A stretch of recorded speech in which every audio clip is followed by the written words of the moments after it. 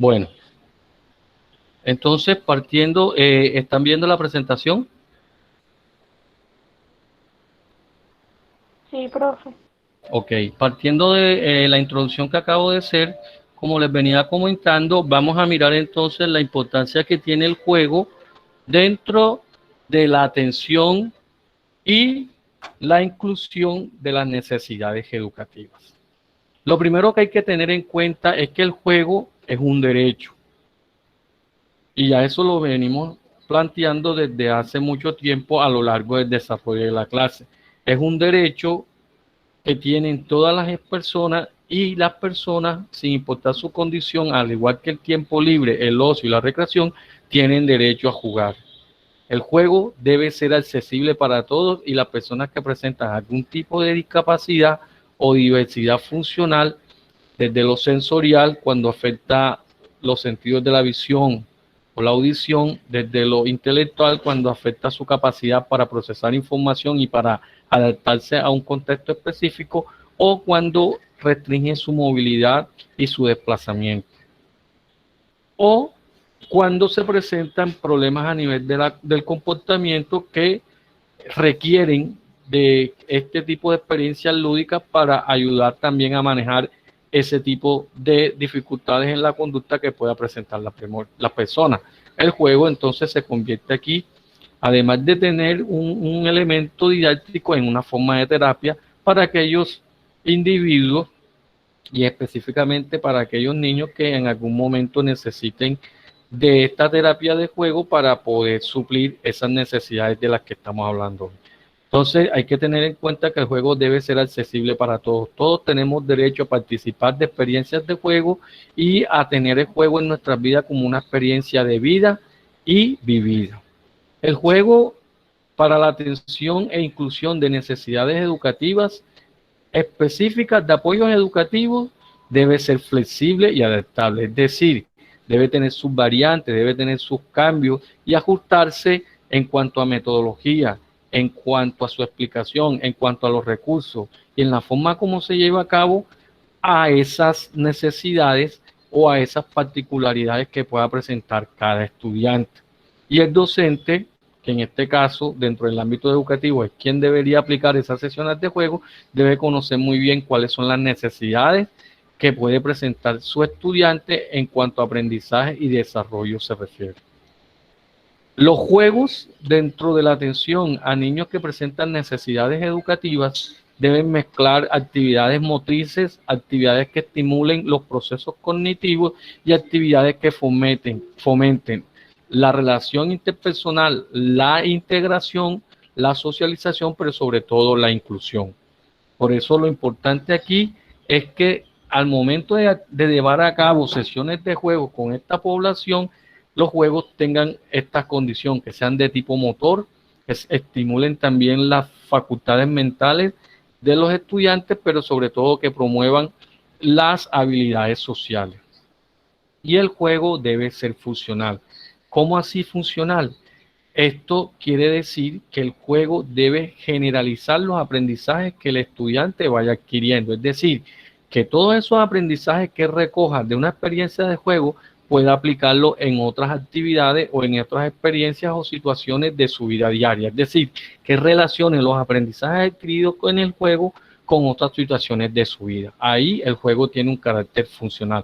Entonces, estos son algunos de los criterios o condiciones que hay que tener en cuenta o que debemos alcanzar como meta para que el estudiante con necesidades educativas dentro de las experiencias de juego pueda lograr esos aprendizajes y esas formas de desarrollo que nosotros como personas que trabajamos o vamos a estar laborando para con ellos para fomentar su formación integral y brindarle toda esa información que les va a permitir adquirir un aprendizaje significativo. Debemos tener, si queremos tomar el juego como una herramienta didáctica potenciadora de aprendizaje. Ahora, para poder entender el juego, primero debemos conocer qué son las necesidades educativas. Salado en el 2008 una persona muy versada en el tema de la atención a la diversidad, planteaba o plantea o dijo en ese momento que una necesidad educativa, y no está hablando de necesidades educativas especiales, es un requerimiento particular, miren esa palabra, particular, a nivel académico, es decir, está relacionado con lo escolar, que puede presentar un estudiante dentro de un contexto académico regular, es decir, que todas las personas que estén en el ámbito educativo en algún momento tengan o no tengan algún tipo de condición que les limite su aprendizaje, una necesidad educativa. Es decir, estar en una condición que requiere ser atendida de manera específica para ayudarlo a alcanzar el nivel académico que necesita y avanzar en su historia escolar.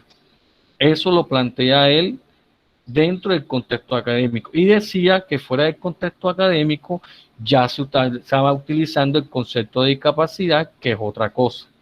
Partiendo de ese concepto de Salado en el 2008, entonces se puede decir que una necesidad educativa especial, o como quieran llamarlo ustedes, necesidad específica de apoyo educativo, puede ser un conjunto de condiciones que pueden presentar o puede presentar un estudiante de manera temporal, es decir, que la puede manifestar por un tiempo específico o de manera permanente cuando lo acompaña a lo largo de su vida, y que deben ser atendidas con los métodos, recursos y apoyos específicos para poder favorecer su aprendizaje y desarrollo y así poder ir en sintonía con las exigencias y los procesos curriculares que se lleven en la escuela. Mire que aquí en ningún momento estoy utilizando la palabra deficiencia, ni la palabra discapacidad, ni la palabra dificultad. Estoy hablando de condiciones en las cuales se puede encontrar un estudiante y que de manera temporal o permanente pueden limitar su aprendizaje, y que teniendo en cuenta esa condición de limitar su aprendizaje por diferentes factores, necesita ser atendido aplicando unos métodos, unos recursos y unos apoyos específicos para poder favorecer su aprendizaje, ayudarlo a avanzar en él y así también favorecer su desarrollo. Entonces, las necesidades educativas especiales no las podemos ver como dificultades, sino como esas, digamos, esos derechos que a veces se encuentran limitados en estas personas por presentar algún tipo de condición y que necesitan ser abordadas de una manera específica y especializada con una serie de procesos específicos que vayan acorde a las particularidades e individualidades del estudiante.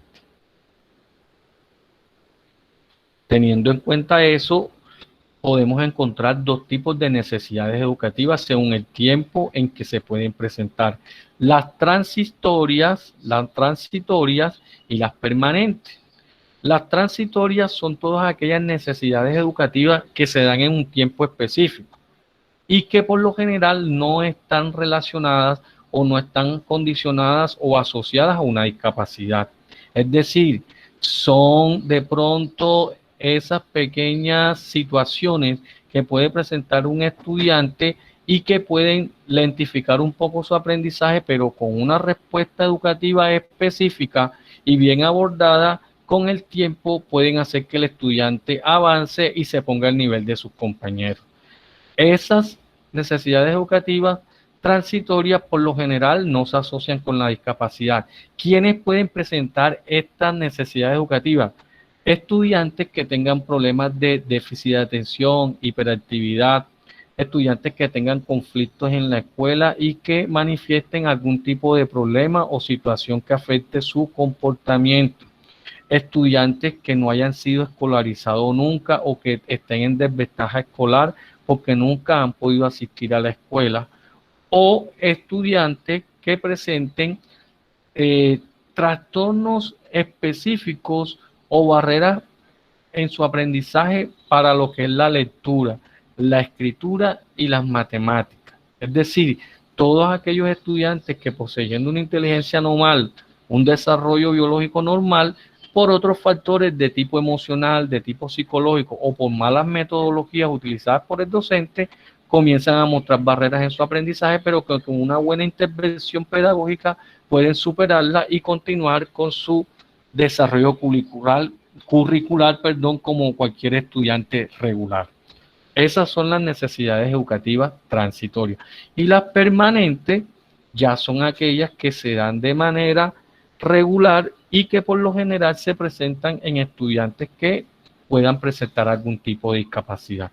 Esa es la diferencia entre una necesidad educativa específica de tipo transitorio y de tipo permanente. Las transitorias no están asociadas a algún tipo de discapacidad, las permanentes sí. Es decir, que todas las personas que puedan presentar una discapacidad de tipo visual, auditivo, intelectual, motor, una discapacidad mental que no se puede comparar con la intelectual porque la discapacidad intelectual afecta la inteligencia, la capacidad adaptativa del individuo al contexto, su funcionamiento y su capacidad para procesar la información, mientras que la discapacidad mental, además de afectar el procesamiento de la información, altera su comportamiento y conducta, llevándolo a un estado discapacitante más severo. Cuando yo hablo de discapacidad mental, estoy hablando de aquellos individuos que por situaciones que se le presentan y que afectan el manejo adecuado de sus funciones mentales, caen también en alteraciones de su conducta.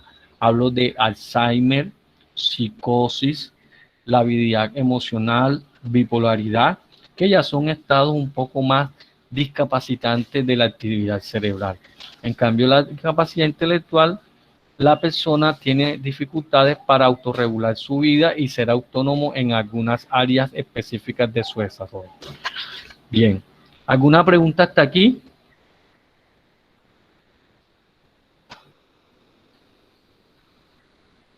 ¿Alguna pregunta?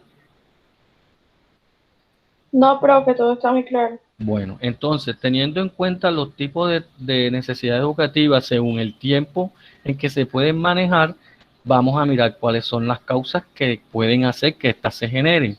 Existen causas de tipo sociocultural que están relacionadas con el ambiente y la cultura en donde se desenvuelve o se desarrolla el niño, que puede llegar a presentar estas necesidades educativas.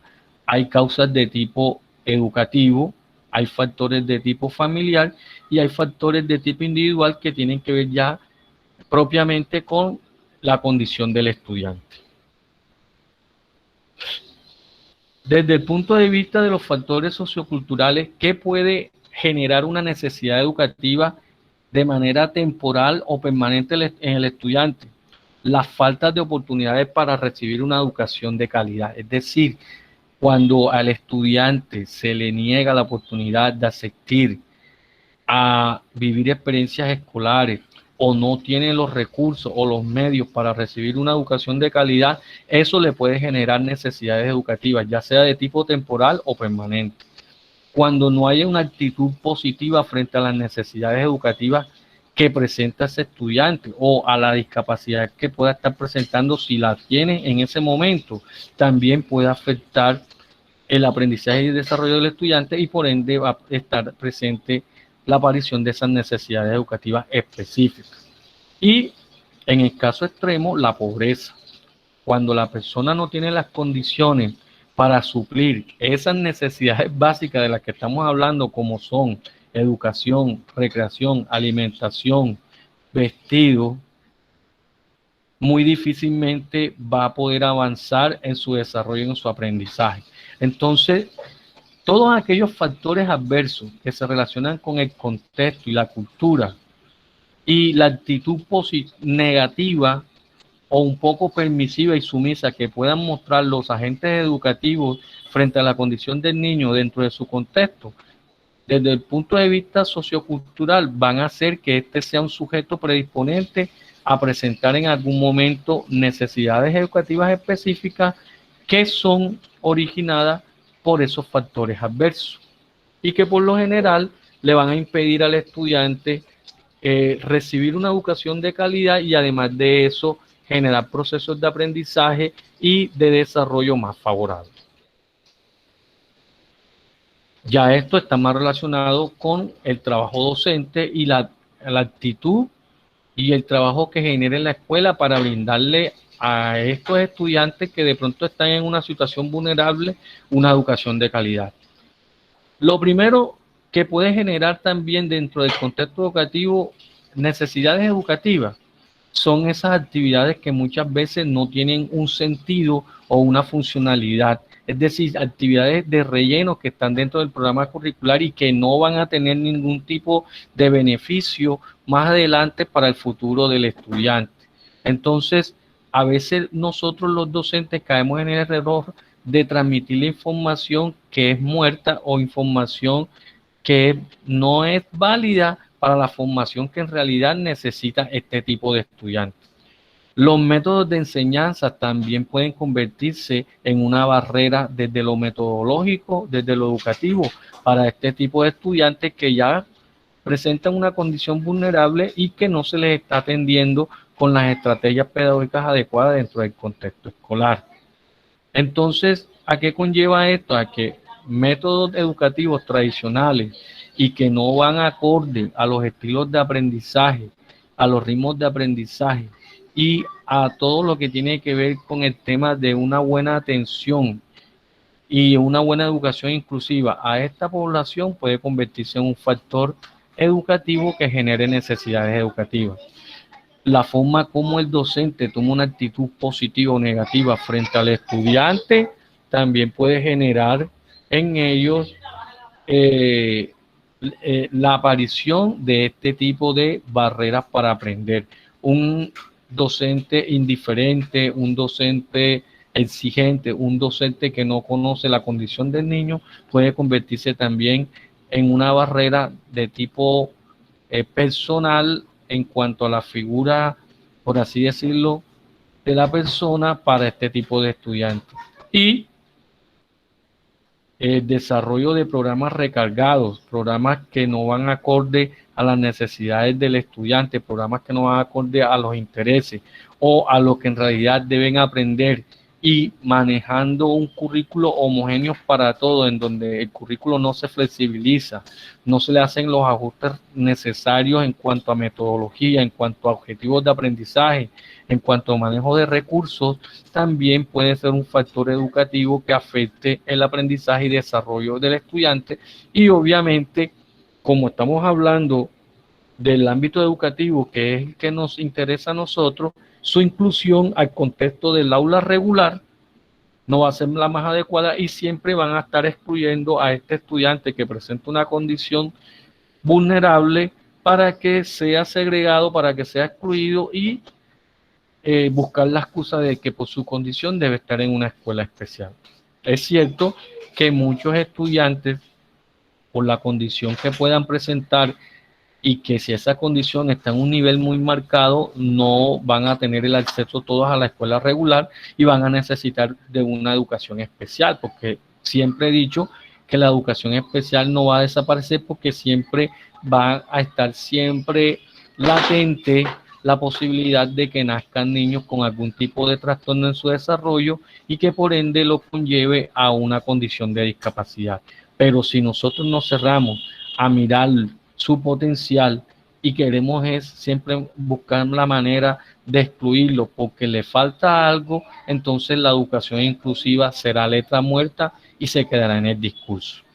Porque es que la educación inclusiva es una forma de redignificar el concepto de la educación especial. La educación inclusiva nace para tratar de llevar la educación especial al contexto escolar regular y normalizado. Y así darle la oportunidad a que esos estudiantes que se encuentren en esa condición puedan ser atendidos desde sus necesidades específicas con la metodología, los recursos y los apoyos necesarios, pero que le den la oportunidad a la vez de recibir una educación de calidad en un contexto más natural, más real y más significativo desde el ámbito de la escuela. Dentro de los factores familiares se encuentran las relaciones familiares. Una familia que es indiferente o que por el contrario es muy impositiva o es un poco maltratadora con la condición del estudiante, también se va a generar no solamente la presencia de necesidades educativas, sino también de otras alteraciones que pueden afectar el desarrollo más adelante del individuo. Las expectativas a veces un poco altas que se proponen los padres con el estudiante y que muchas veces hacen que comparen el desarrollo de sus otros hijos con el estudiante que está en esa condición vulnerable, puede afectar también el aprendizaje y el desarrollo del niño o del estudiante, debido a que él va a sentir que es menos valorado que el resto de del resto de los miembros de la familia y sobre todo por sus hermanos, porque su condición de desarrollo y aprendizaje no es la misma de ellos. Entonces, a veces hay papás que no quieren aceptar la condición de sus hijos y le colocan expectativas muy altas, y cuando llegan a la escuela y se dan cuenta que no pueden adaptarse a las exigencias del programa curricular, algunos le echan la culpa a la escuela y otros pues comienzan a pasarse la pelotica y a echarse la culpa entre mamá y papá por la condición del niño. Entonces, eso también es algo que afecta el aprendizaje y el desarrollo del estudiante. Las expectativas altas que a veces los papás se colocan y que esperan de ese estudiante con una condición vulnerable puede afectar aún más y, digamos, activar aún más la presencia de esas necesidades educativas. La sobreprotección, que sería entonces el otro extremo, también es mala. Lo haría dependiente, lo haría indefenso frente a las situaciones del mundo, y además de eso no le permitiría tener un autojuicio y autocriterio, sino depender de la decisión y la opinión de los demás para sentirse seguro. Eso también afectaría el aprendizaje y desarrollo del estudiante. Los tipos de padres. Estos estudiantes pueden encontrarse con tipos de padres ausentes, indiferentes, sumisos o padres un poco autoritarios e inclusive hasta maltratadores, que se lamentan por la condición que presenta su hijo y que muchas veces hasta desean de que ese estudiante no deseara, porque se convierte en una carga más para la familia. Y otro de los factores que puede asumir la familia, otro de las posturas que asume la familia, es crear una especie de barrera con la escuela y crear ese choque de conceptos cuando la escuela le quiere hacer ver la realidad de la condición del estudiante y hay un estado de negación en ellos. Eso es también perjudicial para el estudiante, que es quien queda enfrente de ese conflicto entre la escuela y los padres, quienes desean de cualquier modo que el estudiante esté en la escuela porque no acepta su condición, y que muchas veces lo que les ofrece la escuela consideran que no es suficiente para la condición en la cual se encuentra su hijo. ¿Todo claro hasta aquí?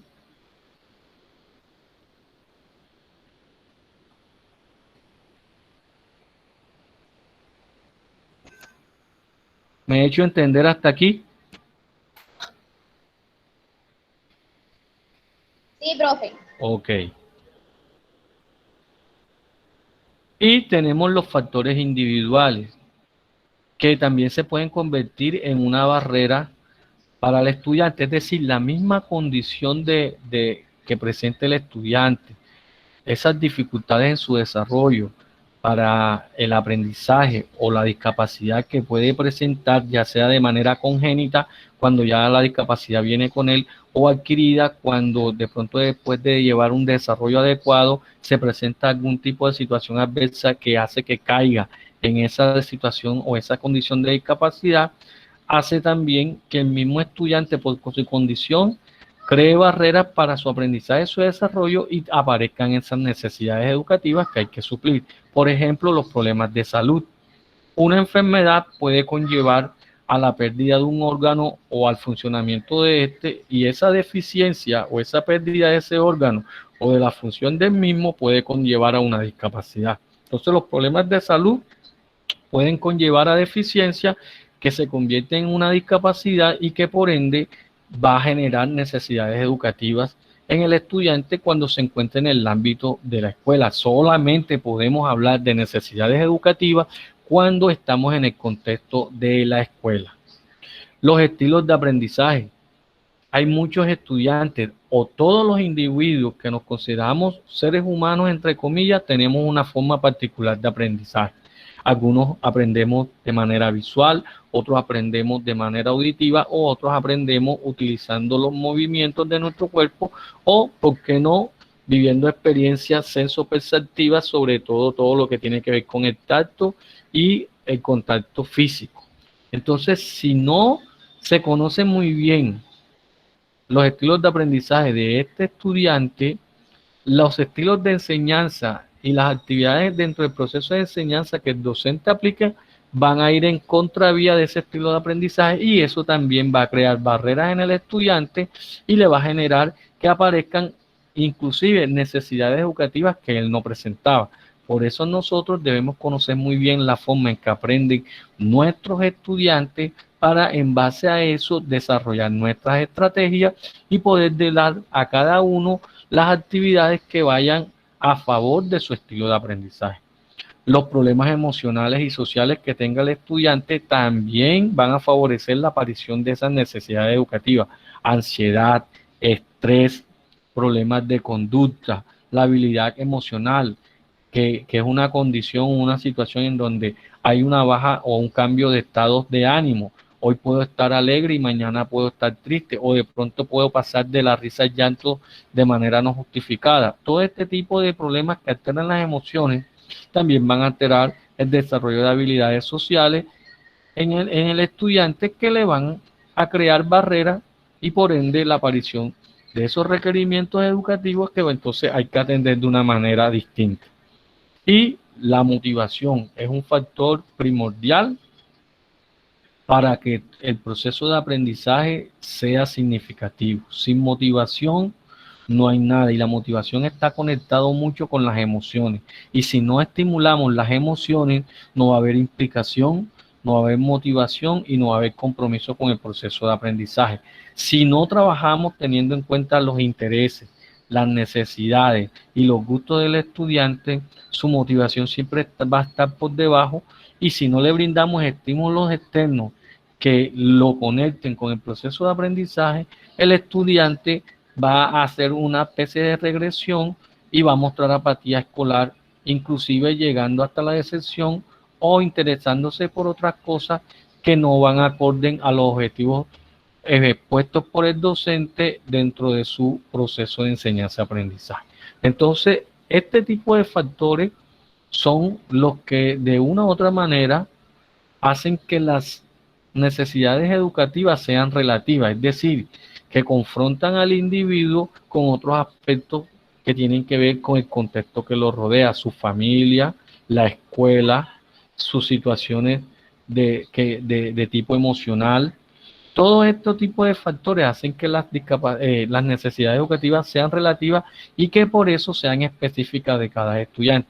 ¿Qué quiere decir eso? Que todos nosotros tenemos necesidades distintas y necesidades específicas. Las necesidades que puedo tener yo en este momento no pueden ser iguales a las que pueden tener ustedes. ¿Por qué? Porque las condiciones en las que nos encontramos son distintas, y dependiendo de esas condiciones van a aparecer las necesidades. Lo mismo sucede con los estudiantes. No es lo mismo las necesidades que pueda presentar un estudiante que tenga o presenta autismo a las necesidades educativas que pueda presentar un estudiante con síndrome de Down. ¿Por qué? Porque son condiciones distintas, son personas distintas, características distintas, y por ende hay que suplir de una manera individualizada esos requerimientos que ellos presentan. Entonces, teniendo en cuenta esto, para poder aplicar tipos de juegos específicos para cada necesidad educativa, hay que conocer cuáles son las necesidades educativas que se pueden presentar en algún tipo de discapacidad. Por ejemplo, en las personas con sordera o que tienen algún tipo de discapacidad auditiva, teniendo en cuenta que la sordera puede ser la pérdida total o parcial de la audición. Ojo, discapacidad auditiva, dificultad en la capacidad de oír de manera total o parcial. Esa discapacidad auditiva puede ser congénita cuando el estudiante ya nace con la pérdida de audición o adquirida cuando después de llevar un desarrollo en cada una de sus áreas de manera adecuada, se presenta una situación adversa que hace que el estudiante tenga esa pérdida auditiva. Eso de pronto ustedes lo verán más adelante en otras asignaturas, pero aquí estoy haciendo una pequeña introducción de lo que son las discapacidades. Entonces, ¿cuáles son las necesidades educativas que puede presentar un estudiante con sordera? No podemos decir estudiante sordo o sordomudo porque la palabra sordomudo no existe. Estudiante con sordera o con discapacidad auditiva. Deben desarrollar su lenguaje. Debido a que ellos tienen fallas en la audición, no pueden desarrollar el habla, y por eso carecen de un lenguaje oral o expresivo y tienen que buscar entonces otras alternativas para comunicarse. De allí que entonces utilicen una lengua de señas, no lenguaje, sino lengua, porque el lenguaje hace relación a todas aquellas formas de expresarnos a través de signos y símbolos. La escritura, la palabra, un dibujo, son formas de lenguaje, los gestos, la mímica. Ellos utilizan un código comunicativo al que le llaman lengua de señas y que se utiliza a través de las manos. No es lenguaje manual ni lengua manual, lengua de señas. Otra necesidad que presentan estos estudiantes es el desarrollo de la comunicación. Ellos deben buscar la forma de comunicarse creando estrategias alternativas y aumentativas para poder transmitir información o recibirla de un modo distinto al que lo haría una persona oyente como nosotros. Deben tener la necesidad de comprender los contenidos, sobre todo los contenidos curriculares. A estas personas con discapacidad auditiva, por lo general, hay que hacerle una serie de ajustes o adaptaciones desde el punto de vista de los currículos para que ellos puedan acceder a los contenidos temáticos y así puedan desenvolverse dentro de la clase. Uno de los apoyos que debe tener, además de aprender lengua de señas, un estudiante con discapacidad en el aula es la presencia de un intérprete. Así como aquí uno de sus compañeros tuvo un intérprete al principio de la clase, todas las personas sordas que estén dentro del ámbito educativo necesitan el apoyo de un intérprete que les traduzca lo que el docente está explicando por vía oral y que ellos no le van a escuchar con la lengua de señas. Aquí me equivoqué y pido disculpas por eso, no son coordinaciones motrices, sino estimulación de la percepción y memoria visual, es decir, a ellos hay que trabajarle mucho con imágenes, ¿sí? No le escuché lo que dijo usted ahora que se había equivocado. Que en la diapositiva dice coordinaciones motrices. Pido disculpas porque no es coordinaciones motrices. Ahí debería ir estimulación de la percepción y la memoria visual, ya que ellos, como no tienen desarrollado la audición, aprenden mucho más a través de imágenes. Por eso, con ellos hay que trabajar mucho lo visual para que la información les llegue de una manera más adecuada. Trabajar mucho con videos, con láminas, con fotos, con imágenes muy precisas y que es una de las necesidades que ellos deben suplir. Esa necesidad de estimulación visual que es importante para la aprehensión o el agarre de la información que se le está transmitiendo. ¿Todo claro hasta aquí?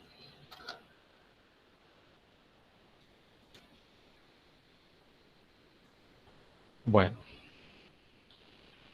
Ahora, si estamos frente a un estudiante con discapacidad visual o ceguera, teniendo en cuenta que la ceguera es la pérdida total o parcial de la visión, que también puede ser de manera congénita o adquirida. ¿Cuáles son las necesidades? Ojo, miren que yo no estoy hablando de dificultades, estoy hablando de necesidades.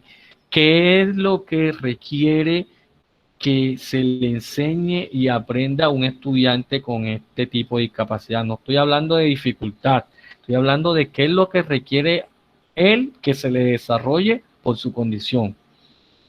Un estudiante con discapacidad visual necesita que se desarrolle su capacidad para moverse y orientarse.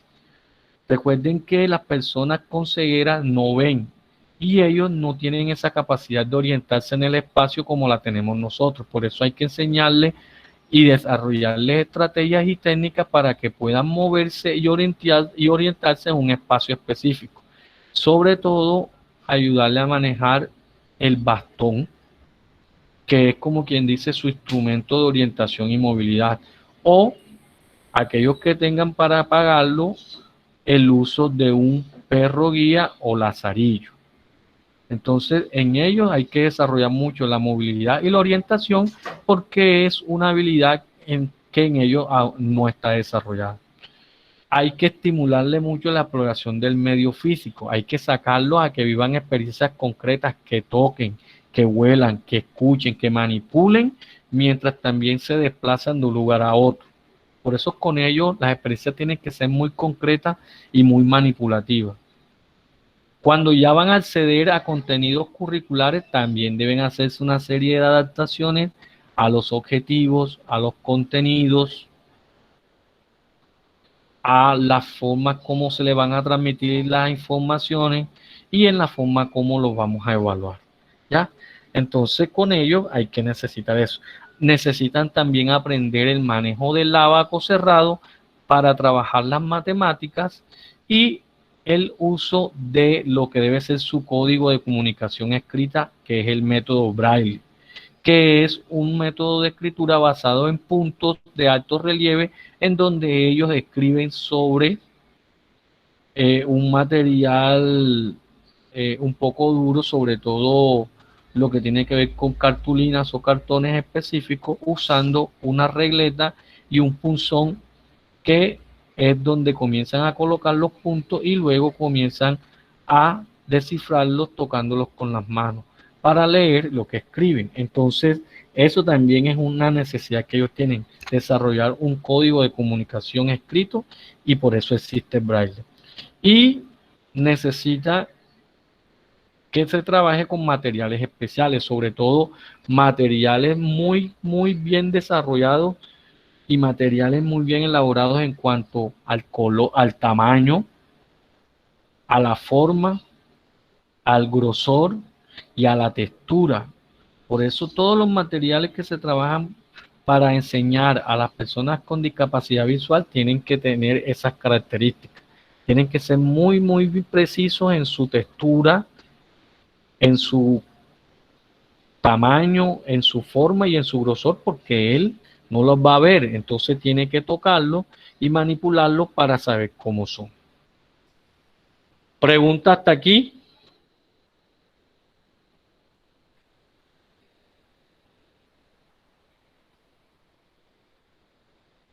¿Aló? ¿Pregunta hasta aquí? Bueno, No, profe. gracias. No, profe.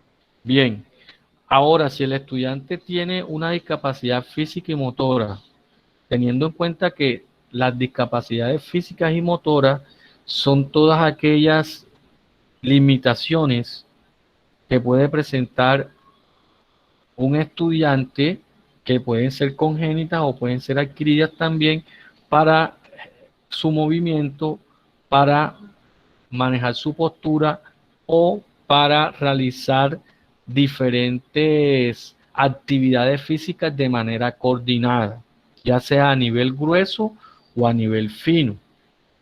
Y que por lo general la mayoría de los trastornos o las incapacidades motoras que pueda presentar este estudiante tiene un origen a nivel cerebral, es decir, se presenta una lesión o una disfunción o un poco de desarrollo de las áreas motoras del cerebro que le van a impedir a este tipo de estudiantes desarrollar su aprendizaje motor de manera adecuada, como lo podemos hacer o lo puede hacer un niño que ha tenido un desarrollo normal. Entonces, ¿qué necesidades educativas presentan los estudiantes con discapacidad física o motora? Necesitan desarrollar muy bien su motricidad fina y gruesa, sobre todo su postura, la coordinación de sus movimientos y la forma como se desplazan y se mueven también. Necesitan explorar el medio físico al igual que las personas con discapacidad visual. Para el aprendizaje de contenidos escolares, que se hagan también una serie de ajustes en el currículo en relación a lo que se le va a enseñar, para qué se le va a enseñar, cómo se le va a enseñar, con qué se le va a enseñar y qué vamos a evaluar de sus aprendizajes. A eso hacen referencia las adaptaciones. Ajustar los elementos del currículo para que este estudiante tenga las mismas oportunidades de recibir los mismos aprendizajes, pero eso sí respetando sus ritmos y sus características individuales que el resto de sus compañeros, si está en un contexto de aula regular. Ya en la educación especial, pues estará con estudiantes de su misma condición, pero aún así también tendrá que tener las actividades propias para atender sus necesidades específicas. Y materiales especiales. Ellos necesitan también materiales especiales, sobre todo para sentarse, para mantenerse de pie, para poder agarrar los objetos, para poder alimentarse, para poder asearse. Necesitan que se elaboren materiales especiales para que ellos estén muy cómodos. Y otra cosa, las actividades que se desarrollen con este tipo de estudiantes tienen que ser muy sencillas para evitar la tensión muscular y el desgaste físico, ya que ellos por su condición se fatigan con facilidad. Para los estudiantes que presentan algún tipo de discapacidad intelectual, como es el caso de las personas con síndrome de Down, que es el ejemplo más claro de lo que es una discapacidad intelectual. Recuerden que la discapacidad intelectual es una condición en la cual hay una lentificación de los procesos cognitivos que conllevan al aprendizaje. Hay limitaciones para el procesamiento de la información, pero sobre todo hay un desarrollo muy bajo de la capacidad intelectual, lo que le va a impedir a estos individuos poder mostrar una buena conducta adaptativa y un buen desarrollo de la inteligencia conceptual, de la inteligencia práctica y de la inteligencia social, que unidas son las que conforman lo que es la inteligencia como tal, y por ende van a tener dificultad para tomar sus propias decisiones, autorregular su vida y además de eso darle solución a los problemas que se le presentan. ¿Qué se debe hacer con ellos? Desarrollar sus procesos cognitivos, sobre todo aquellos que influyen en el aprendizaje. ¿Cuáles son? La motivación, la percepción, la atención, la memoria,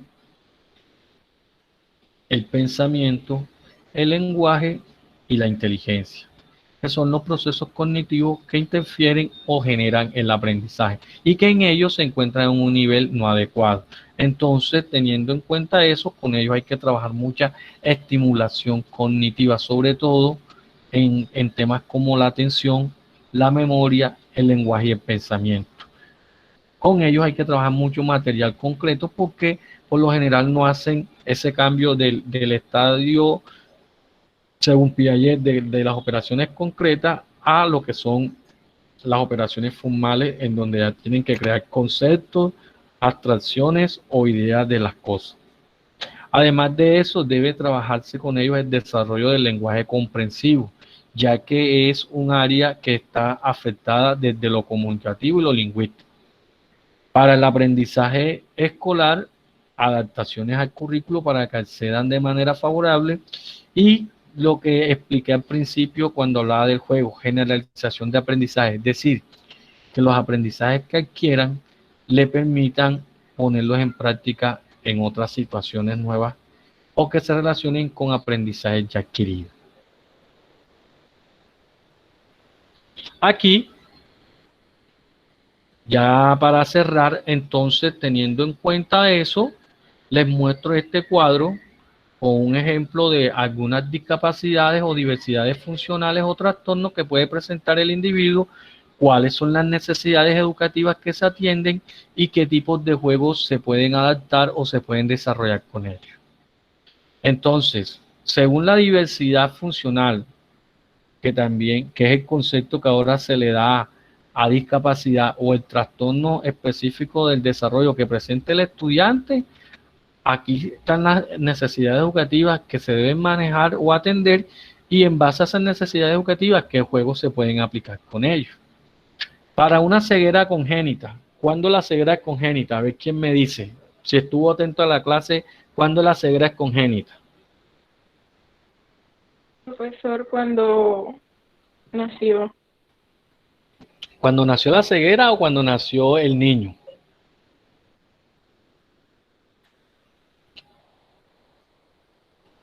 Cuando el ¿Ah? niño nace con ceguera. Ah, ahora sí. Hay que usar bien el lenguaje, profe. Correctamente. Cuando es congénita, cuando ya él la trae de nacimiento. Muy bien. Entonces, cuando un estudiante presenta una ceguera congénita, ¿qué necesidades educativas presenta? Debe desarrollarse un manejo de conceptos y abstracciones, ya que los estudiantes con discapacidad visual, por no poder tener el contacto visual con el objeto, no pueden hacerse una idea de él y no pueden dar un concepto o una imagen mental del mismo.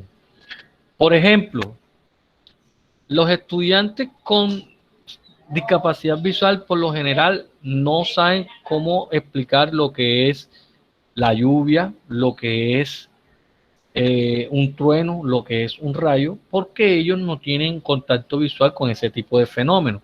Entonces hay que buscar estrategias específicas para poder transmitirle lo que es el concepto de abstracciones. Lo mismo sucede con los colores. Por ejemplo, ¿cómo creen ustedes que le podrían enseñar a un estudiante lo que es el color rojo?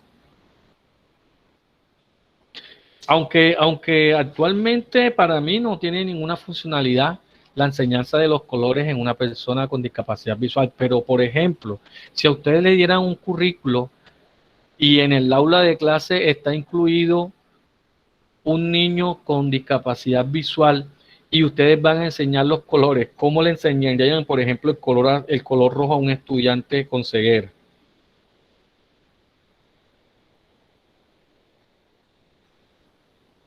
Se queden callados, digan cualquier cosa, que estamos para aprender, reaprender y desaprender. ¿Qué se les ocurriría a ustedes? Ay, profe, ya eso sí va a dar risa, pero yo le diría que el color de la sangre, no sé. Pero Con las si él frutas, no profe. conoce la sangre, ajá, Profe, relacionarlo con texturas. con textura, ¿cómo relacionarías tú un color con una textura?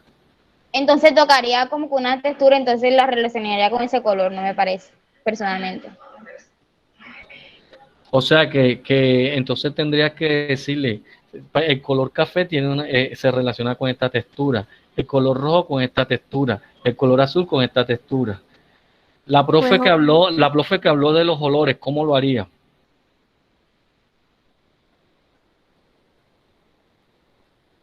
Ajá. Sí, fue las frutas, profe. Ajá, bueno, listo. Si tú le fueras a enseñar el color rojo a través de una fruta, ¿cómo lo haría? Pues, o sea, le colocaría la manzana y le fuera explicando que la manzana es roja, entonces se relaciona Ajá, con el color rojo, así, y le ajá, colocaría una listo. pera, la pera es Ajá. verde.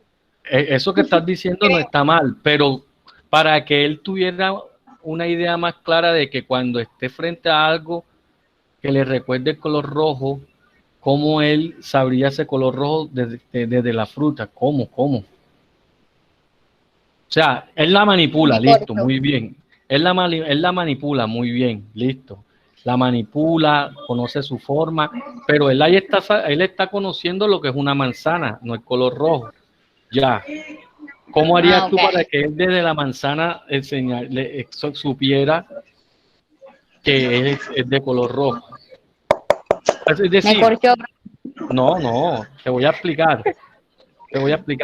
O sea, Explíqueme. lo que tenemos que buscar es un referente que él debe tener para que relacione ese objeto que tú le estás enseñando en otras experiencias con el color rojo. Por ejemplo, tú le llevas una manzana, tú le dices que la toque, ¿cierto?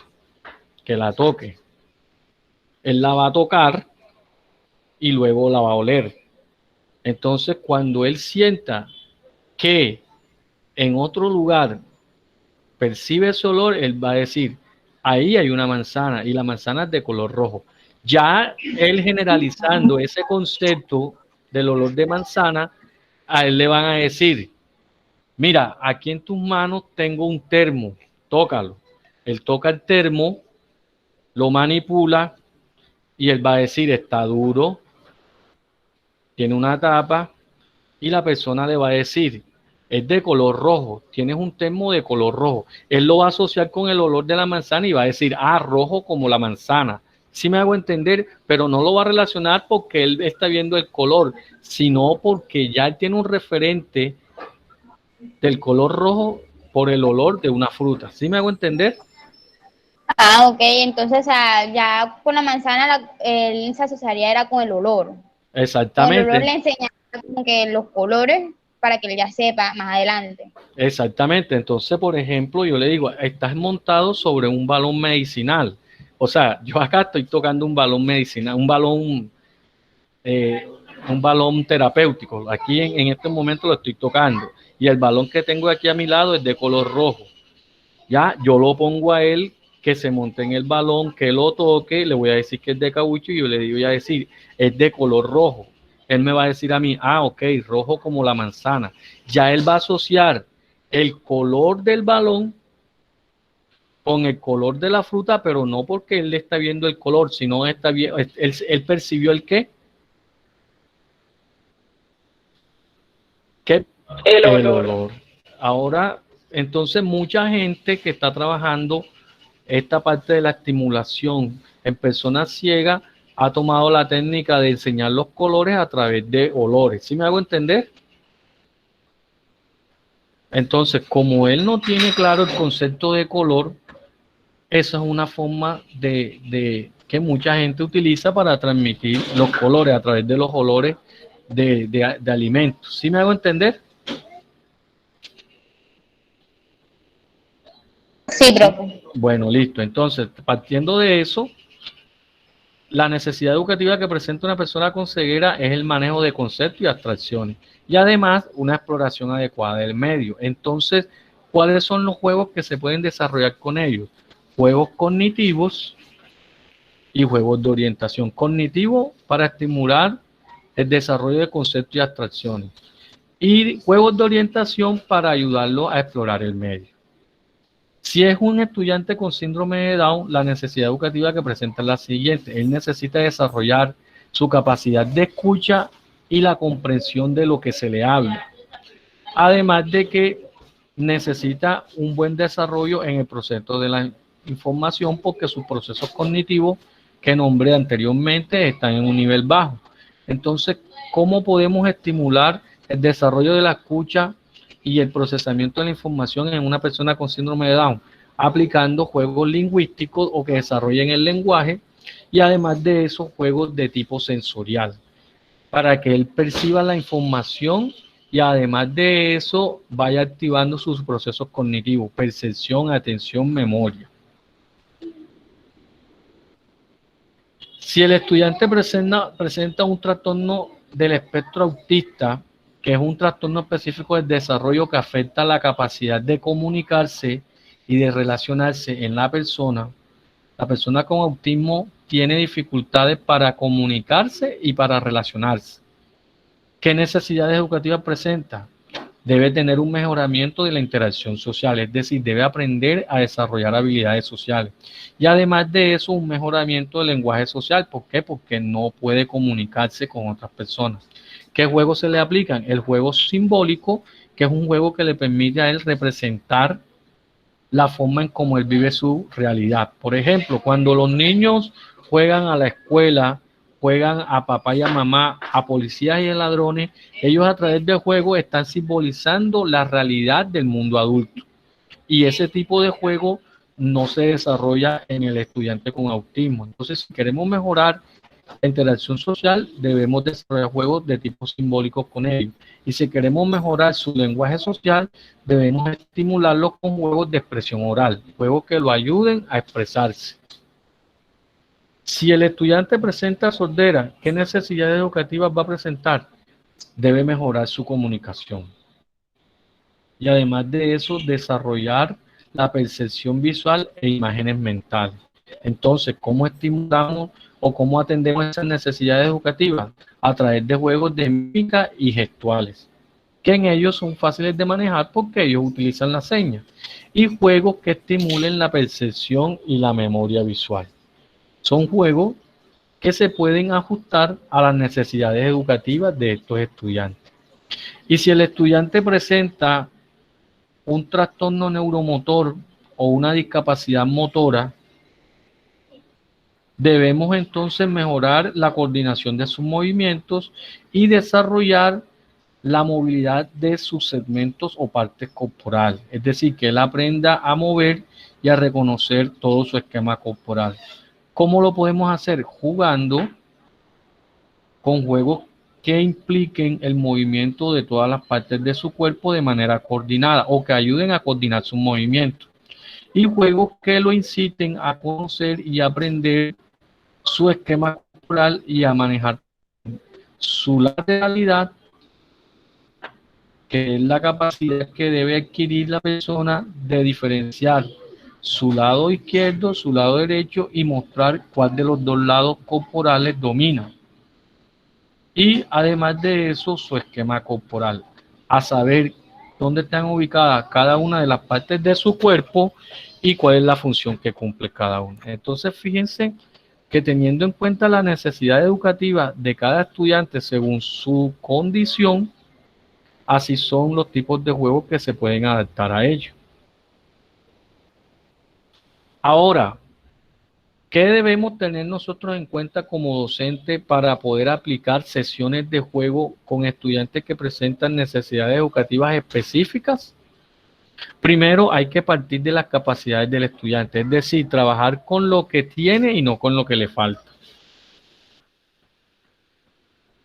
Y conocer también cuáles son sus fortalezas y sus limitaciones en cuanto a la parte motriz, a la parte cognitiva, a la parte social, para saber cómo ajustar los juegos en esos aspectos.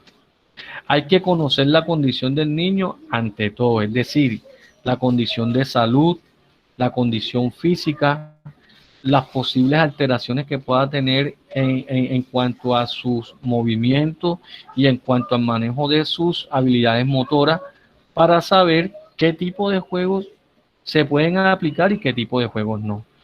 Conocer si el estudiante, además de su discapacidad, tiene una prescripción médica. Por ejemplo, en el caso de las personas con síndrome de Down, por lo general muchos tienen problemas de tipo cardíaco. Entonces, sabemos que hay juegos en donde se necesita de mucha exigencia física y a estos estudiantes no los podemos agitar.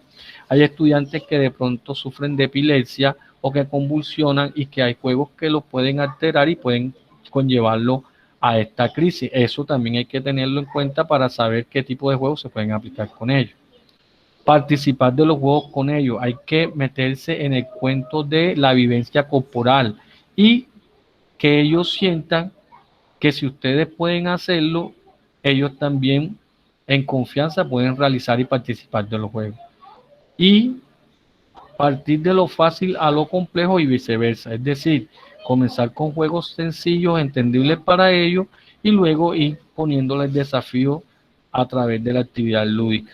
O comenzar con desafíos y hacerles ver que hay juegos que, aunque parezcan difíciles, ustedes con las adaptaciones que hagan pueden hacerlo fácil. Entonces, eso es importante. Además de eso, hay que utilizar como técnicas de enseñanza el modelamiento, es decir, enseñarle con experiencias corporales o utilizando de viva voz nuestro cuerpo cómo se realiza el juego. Las instrucciones verbales tienen que ser muy claras y con frases muy sencillas y entendibles. El contacto físico, darle una palmada, tocarle el hombro, son formas de que ellos también sepan cómo realizar las actividades de juego. Y el gesto también es importante para que ellos sepan cómo poco a poco esos apoyos que ustedes les van brindando al momento de realizar los juegos se les pueden ir retirando cuando ellos adquieren la habilidad de jugar por sí solos y solo necesitan de una buena instrucción verbal.